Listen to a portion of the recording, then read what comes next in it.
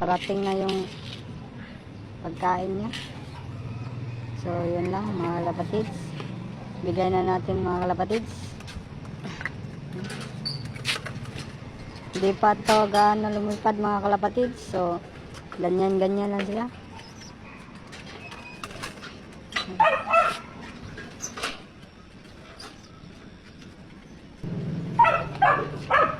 So itong isa mga kalapatids sa breeders natin na may itlog na sila mga kalapatids, bali 4 ata.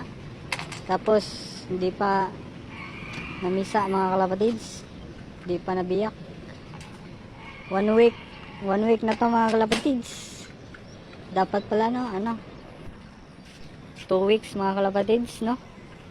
Tapos yung dito sa taas mga kalapatids, bali hindi pa nga, wala pang itlog mga kalapatids.